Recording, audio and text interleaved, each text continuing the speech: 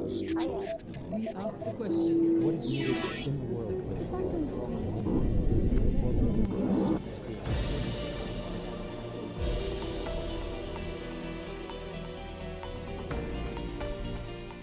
Ovo je Al Jazeera, lijep pozdrav. Ja sam Saša Delić, gost Al Jazeere, gospodin Peter Sorensen, specijalni predstavnik Evropske unije i šef delegacije Evropske unije u Bosni i Hercegovini. Ovu dužnost Sorensen obavlja od 1. septembra prošle godine. Prethodno je stekao bogato diplomatsko iskustvo na Zapadnom Balkanu. Bio je šef delegacije Evropske unije u Makedoniji. U Prištini je obavljao nekoliko dužnosti, između ostalog bio je direktor Evropske kancelarije. U Beogradu je bio izaslanik visokog predstavnika Evropske unije za spoljnu politiku i bezbjednost. Hrvatsku je upoznao kroz politički odjel misije OSCE-a u toj zemlji, a Bosnu i Hercegovinu kao zamjenik visokog predstavnika Međunarodne zajednice za pravna pitanja i personal. Inače je pravnik porijeklom iz Danske. Ambassador Sorensen, welcome to Al Jazeera and thank you for being with us. Thank you very much. You've been familiar to the Western Balkans, many duties in this region, but is it difficult to be the EU's special representative to Bosnia and Herzegovina due to a complex situation in the country? Well, the whole region is an interesting region. It's obvious the reason why I spent almost 16 years here, and I think that each job I've had have had its challenges, and it's very clear that the job I have right now, the one I hold right now, is a challenging job. But not just because that the Bosnia-Herzegovina is complicated or such, but because the job in itself is important for me, it's important for my organization that I represent, and I hope that it's important for Bosnia-Herzegovina in a way. So I feel an obligation to perform well. You come from Denmark. The country provides what is thought to be the best quality of life in the world. That's what its citizens say. Was it a shock for you when you first came to the Balkans? Yeah, it's true. I came from Denmark. It's so many years since I've been there now. So I'm actually more European than Danish as such. It wasn't a shock, I would say. I was surprised in the positive sense because the region was new to me when I arrived, and I have to say, living here is very much like living at home. Of course, there are issues that are very different in Denmark, where I come from, or Germany was very close, I know very well as well. But this is not so far away from home. I find mentality issues here that's very similar to what I know from home as well. So I feel very comfortable here. It's Europe after all. But what is the biggest difference? Oh, we have been very fortunate where I come from, where we haven't had war, we haven't had a disruption. We came out of the Second World War relatively unhurt, and we could start building up a civil society and a society that was equal to many. That means that we had sort of a very equally based society, which means that living in Denmark, whether you're rich or poor, there's not that much of a difference. So that's the difference from the region here. There's bigger difference between rich and poor. We have been very fortunate to have a labor market, being able to provide jobs for almost everybody who wants to have jobs. That's not the case here either. So these are sort of the differences I see. In the educational system, you have a good one. I mean, this is in the region as such. There are things where you measure up very well with us, but there are things that we have been fortunate to have been lucky to have, namely peace, and therefore we could build our societies in peace. Denmark is a member of the European Union since 1973, but the country doesn't use a European single currency, which is euro. Are there many people in Denmark nowadays who would say we will do much better without being a part of the European Union? Again, I've been out so many years, so don't take my judgment of how it is at home. I only have a mother and a brother there, and that's it, so I'm only there very seldom. But from what I see from the press is that for Denmark, which is the case for many European countries, that EU becomes as much an internal discussion as an external one. We are a member of the club, and domestic politics is many times driving the positions on EU policy. I think that we understand the benefits of being a member of it, but of course we are net contributors to the club now. So when we were receiving more than we were giving in, it was clear that it was easier to have a majority behind it. On the currency issue, we are not members of the euro, but we have pegged our currency to the euro, which means that it is as good as being members. That's why, for instance, Denmark contributes to the fund that is there right now to make sure that the Eurozone survives this storm that it has been in. And as such, we are full-fledged members, and I think the population is behind it. Croatia is about to become a member of European Union. This could be regarded as a successful story, but the rest of the region is more troubling. So is it in EU's interest to incorporate all those remaining countries of the Western Balkans into the Union? Absolutely. I mean, there is no doubt about that. I think, you know, it's very clear from the first commitment of the Western Balkans be potential candidate countries and so on and so forth. It's been very clear that enlargement of this part of Europe is in Europe's interest. It's in the country's interest as well. But I think there's a mutual benefits on having this happening: security, economy, trade, and so on and so forth. I don't think that there is any reason to doubt that deep down there is this interest to have the rest of the countries join. And we also saw it in the last enlargement package. I mean, enlargement is very much alive. It's very credible. Croatia, as you say, soon in perspective for the rest. Hopefully Serbia moving very quickly. Hopefully we will move here in Bosnia and Herzegovina also this year. I think we will have some stories to tell at the end of the year, I'm quite convinced. But all the remaining countries, they have a European perspective? Absolutely, absolutely. A large proportion of BiH population are Croatian citizens, not only ethnic Croats, but also many Bosniaks and Serbs, they have Croatian citizenship. Correct. Now, what would happen to them when Croatia becomes a member of European Union? Well, as far as I understand the accession agreements that's being negotiated and so on and so forth, as is, they are dual citizens, and I think there will be no changes to that in that respect. They hold a passport of a country that is a member. Of course, that is giving some advantage to those individuals, but it's not something that's going to distort the situation from what it is today. So they can enjoy benefits as being members or citizens of a country which is a European Union member? Being a citizen of a European Union member state is giving you benefits, yes.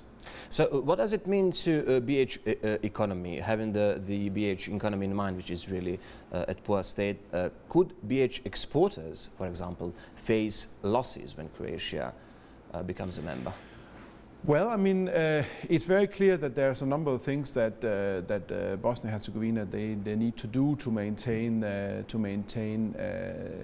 easy access that they've had to the markets, such as Croatia's before Croatia's membership. We are working on that. We have to make sure that there will not be, for instance, phytosanitary obstacles to export goods and so on and so forth. But actually, with the closeness of the Bosnian market to Croatia and to other EU member states, you have Hungary and Italy very close as well, and Slovenia. It shouldn't be a disadvantage, but there are things that needs to be done, and we need to work on them. These are some of the things that me and my office we are working on a daily basis with the authorities here. We need a focus that there are things that needs to be put in place to measure up to when Croatia is a member. Do you see that BiH authorities are doing enough to sort out those things? Well, I think it's very important that now when we get a Council of Ministers that this is one of the things that the Council of Ministers they start focusing on immediately, because we don't have a lot of time left before Croatia's membership. And you know, when it's enough, it's never enough. You have to work full speed on these things. But I'm certainly aware that this is one of the things I need to sort of bring to the attention of the new government. I did that already yesterday with the designated Council of Ministers chair when we had our first conversation, and I'm quite optimistic that we will have the attention on this that needs to be. Whether it's time enough to do it, we will see, but we will have to work hard. Could you explain what are really important things to be changed right now in order not to face losses in terms of exporting when Croatia becomes a member? Well, basically what we need to make sure that we focus on very quickly is to make sure that the border inspection points that has to be between an EU member state and non-EU member state, that they are up to the standards they need to be, and the rules that has to be in place, that they are in place. There are a number of things that it's very technical, very detailed, but there are a number of these things that has to be. We have to ensure that exporters that exporting whatever they're exporting from Bosnia and Herzegovina don't meet certain obstacles with their products, because we have not put phytosanitary, as I say, inspection points in place. And we're not there yet, but we will work on it. In terms of getting closer to EU membership, what do you see as a bigger problem for Bosnia and Herzegovina? Its structure with entities, Republic of Srpska opposing stronger state government, position of Croats in federation, especially in federation, or terrible state of economy? There are two. If you look at the Copenhagen criteria for member states that wants to join, for Bosnia and Herzegovina, there are sort of two areas I think is important for Bosnia and Herzegovina politicians to focus on in the coming years. The first and foremost is the coordination mechanism inside Bosnia and Herzegovina. How does Bosnia and Herzegovina and its authorities secure that we have one state, one voice, one process? We need to have a coordination mechanism between the several levels of governance in the country that are responsible for various parts of the EU integration process. They need to coordinate. I only can have one point of contact to whom my bosses in Brussels, they converse. Secondly, the economy, as you talked about. It's absolutely key importance that we get Bosnia's economy up and running in a way that it can withstand the pressures that it is to be a member of the European club. That means we need to look at infrastructure seriously. We need to look at competitiveness. We need to look at investment climate, and there you already have a number of things. Judiciary is very important for investment climate. Infrastructure, you need to be able to get through the country with a certain amount of time and not spend a lot of time on the roads and so on and so forth. So there are some key points there that needs to be addressed. Could this country, Bosnia and Herzegovina, with this structure, with entities, become a member of the European Union? If Bosnia and Herzegovina manages to put in place a coordination mechanism that makes it efficient and effective and able to transpose the EU legislation on all levels of governance, yes, then it shouldn't be a problem. But it all boils down to this coordination mechanism, which again boils down to political will. This Dayton Agreement, is it unchangeable, sort of like a Bible or Quran, or is it something that should be adopted following the needs of the country to become a European Union member? Well, I think the Dayton Agreement was put in place to stop a war, to set up, to make sure that there was a structure under which a country could run afterwards. What I'm focusing on, me and my organizations, entirely what should Bosnia look like when they become a member. And in that context, there will be rules and regulations that needs to be enacted, most of which I think are in full line with what was the idea behind the Dayton Agreement.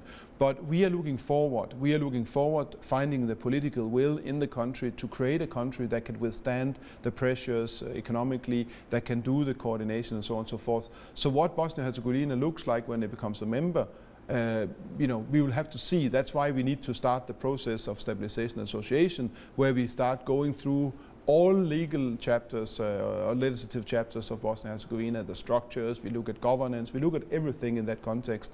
And I think what will come out on the other side of that conversation with the authorities in Bosnia and Herzegovina is a very strong Bosnia and Herzegovina that can do these things. We don't look so much at Dayton. It's there, the structure is there. We work with what we are given in that respect.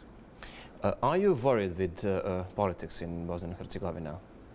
So it took almost 15 months to make a deal on state government, yet no budget, stagnation at every level. Is there anything you can do or you will do to change the situation?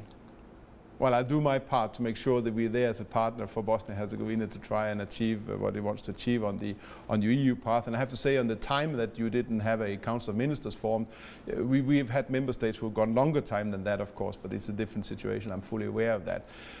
Worried with politics, not worried, but aware that there is a big task when you have a complicated structure, as is the case here. And that's one of the reasons why we are sort of also looking into assisting in developing a structure that will be streamlined, efficient for the EU perspective. Because we think that with our process, and we have a tried and tested process, it's been used in, how many enlargements have we had, but this, especially the last 2 or 3 rounds of enlargements, has proven that our methodology is really working well. That with that we can actually influence, that we have a decision-making process that's very efficient and very good. When that is the case, not if that's the case, when that's the case, I'm not worried. No, I think it'll be fine. So the situation with the budget, how would you explain it? That's a difficult one to explain, of course.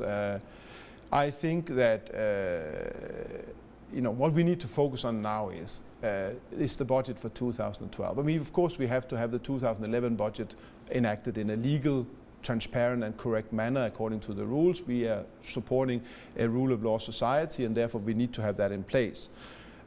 If the political leaders' deal stands, I don't believe politically it will be a difficulty enacting the budget. But of course there are some technicalities that has to be gone through. What I focus on is very much the 2012 budget. There are several reasons for that. We have borrowed money to Bosnia and Herzegovina, but we also have assistance waiting out there that waits for the political leaders to agree on a 2012 budget, and especially a global fiscal framework 2012 to 2014. We need that in order to be able to go to our member states to say, we can now release some of the assistance we have waiting for Bosnia and Herzegovina there. And therefore, I'm very much hoping that this budgetary process very, very quickly will turn from a discussion about a technical enactment of a 2011 budget till what are we going to spend money for 2012, 13 and 14. Can there be a gap which can be really dangerous for fulfilling the obligations in terms of international obligations of Bosnia and Herzegovina? Yes, there can. I mean, if Bosnia and Herzegovina doesn't service its debt that it has to its foreign debt, then there is a risk that you go into default. If you go into default, it's of course a credibility loss. So of course there are some risks out there. But I think it's important to focus that actually Bosnia and Herzegovina does have the money ready to pay its obligations. What it needs to do now is the technical legal acts to make sure that it can do a temporary financing for the first 3 months and then pay its debt. Is there any initiative to change the constitutional structure of Bosnia and Herzegovina? And how close are you working with US diplomats in recomposition of Federation of Bosnia and Herzegovina? I mean, we have our own completely clear task in the EU. We deal with our issues, and US have their bilateral relationships. Many times there's convergence between their interest and what we would like to see. I mean, we don't have, at this point in time, we don't have any sort of designs on constitutional changes. That's any initiative? That's not what we are looking at. What we are looking at now is to get our stabilization and association process going. When we get that going, we start interacting with Bosnia and Herzegovina and all the chapters we have of legislation. That interaction will lead to changes. There are things that need to change in Bosnia and Herzegovina when it comes to legislation, but it's not necessarily a constitutional change. These are changes. And at the end of this process, there will be a number of things changed. That's what we are focusing on. And our focus is entirely getting Bosnia and Herzegovina ready and up to where an application actually can be dealt with in a manner that we can start the real accession negotiation.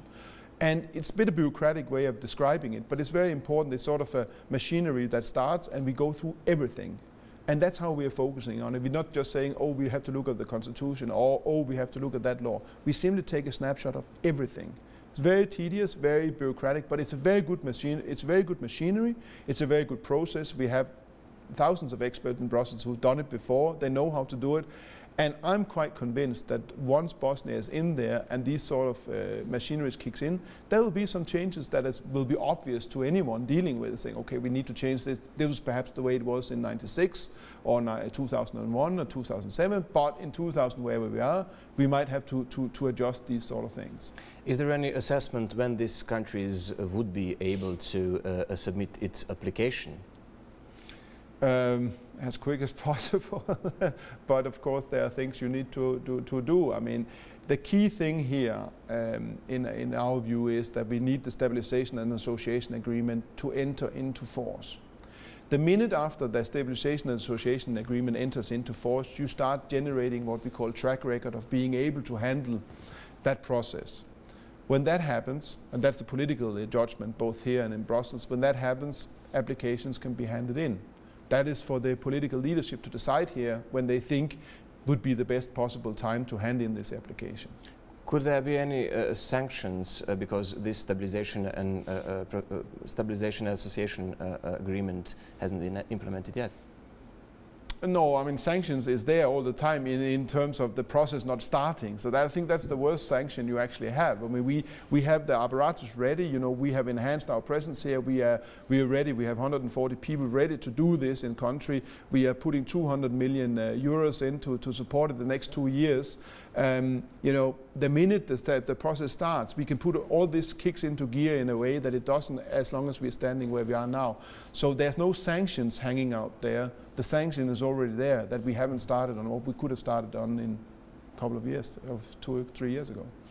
The Council of Europe have spotted many problems in Bosnia and Herzegovina. They are preparing what is thought to be the worst report on Bosnia and Herzegovina since 1995. Could this report or this situation, could this have any implications on European path of Bosnia and Herzegovina? It's very clear that the Council of Europe is a very serious organization. It's an organization of which Bosnia and Herzegovina has been a member for a long time. Bosnia and Herzegovina needs to do some things that's very obvious to sort of fulfill its membership in the organization, both vis-a-vis structures in the headquarters of the Council of Europe, but also here in country. We share a number of the issues that are being mentioned by the Council of Europe and be pointed out. And we follow this in our own process. What actually is the point here is that the deficiencies that the Council of Europe has underlines in its reports are some of the same deficiencies that we see. So it's not that they have written a report that will be having an impact. It is the fact that Bosnia and Herzegovina has not yet moved on those issues. Once they move on those issues, it will be easier also with us and with the EU process for sure. Politicians in Bosnia and Herzegovina keep on with strong rhetorics. But no sanctions yet. Why? Well, I mean, the thing here is that we clearly think that rhetoric is one thing. Strong rhetoric is not necessarily the most efficient way of running the country that the politicians are elected to run. And we think there's enough work out there to be done that the politicians should be looking at. Sanctions, it's clear, you know, my mandate is strong. I have a mandate to help with the EU process, but I also have a mandate to back up and support the Dayton Agreement in terms of threats to the territorial integrity, constitutional order or security. As long as the rhetoric doesn't venture into those 3 areas, we're not going to use those sanctions to counter it. We actually think the best sanctions to strong rhetoric is the electorate. It's what happens in the voting booth. That's where the sanctions should be coming.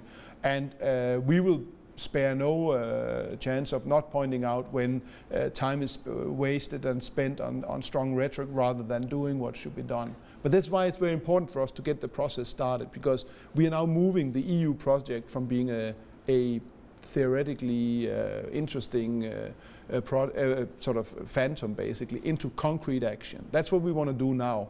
And in dealing with EU and concrete action, we don't have time for this rhetoric. But have you spotted any dangerous rhetoric so far? I mean, so many of them in our, what some citizens would say, so many dangerous threats to the integrity of the country, as you've described, and also functioning of the state government. I mean, we don't see any dangers to Bosnia and Herzegovina. The European Union stands behind the territorial integrity and the constitutional order of Bosnia and Herzegovina. So it's very clear. We have not spotted the threats. We don't live here. We are not, in such I do, but we as the European Union. So of course the internal politics and the internal debacles, you know, I notice them, I report on them, but it's not something that at this point in time has made us consider whether we have made a mistake or not to invite Bosnia and Herzegovina as a country. We believe in the country, we stand behind it, we want it as our member state, and we are quite convinced that the voters at the end of the day will sanction those people who are trying to undermine this project. But somehow they've gained more power so far. Well, it goes up and it goes down. I mean, it's the same in my country. You know, we see that all the time. And I think what is very important is that if any politician steps over the landmark of doing something that jeopardizes the direction of the country, namely eventually EU membership, I think the voters will react. The latest poll that we made made it very clear that the voters in Bosnia and Herzegovina, by clear majority, wants to become members of the EU. it's also very clear that their focus they have is really one thing, and that's the economic situation. It's not the rhetoric and it's not the threats, it's the economic situation. And we believe that sort of in its own way, the perspective of membership actually links up to the economic situation. The perspective of membership means investments. Investments means jobs. And that's the way it should be. And I think none of the politicians actually want to jeopardize that. Dobrovoljačka case brought up strong dissatisfaction from Republic of Srpska. There are threats now to the functioning of the state court and prosecutor's office. How do you see that? Well, I mean, can I just turn back? It's linked to what I just said about investment, and it is linked back to judiciary. It's very, very important for Bosnia-Herzegovina that at the end of the day it gets a professional, independent judiciary that can withstand critique, that can withstand sort of displeasures like it does from time to time.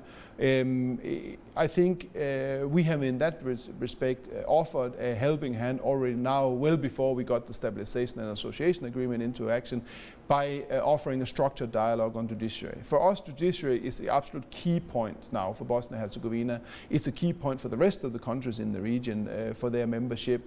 And I think we see this issue that this came up. Now this issue is there. There has been other issues in the 4 months I've been here. That if we are managing to assist Bosnia-Herzegovina in building a good, independent, professional, effective judiciary, many of those issues you just mentioned, they will be dealt with. It's very, very clear. How do you see the influence of neighboring countries in Bosnia and Herzegovina, especially official Belgrade? Yeah, well, I mean, you know, as our integration process, if I can turn back to that one first, is very clear. We are encouraging, we're actually insisting on good neighborly relationship, we are insisting on cooperation. The Dayton Agreement you mentioned just before gave Belgrade and Zagreb some special rights in that respect in terms of forging a relationship in Bosnia-Herzegovina. I think it's very important that there is a good, sound relationship between Bosnia-Herzegovina and its neighbors, and we're seeing that developing. It's very encouraging.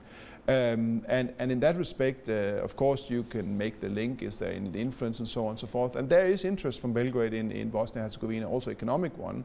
But as long as they stay within the boundaries of what was defined in Dayton and within the boundaries of our good neighborly relationship, we are fine with it. Thank you very much for your time. Thank you very much for seeing me. Gost Al Jazeere je Petar Sorensen, specijalni predstavnik Evropske unije i šef delegacije Evropske unije u Bosni i Hercegovini. A vam, poštovani gledalci, hvala na pažnji. Ovu emisiju možete pronaći na stranici Al Jazeere, a ona je aljazeera.net/Balkans. Ostanite uz naš program. We ask the question.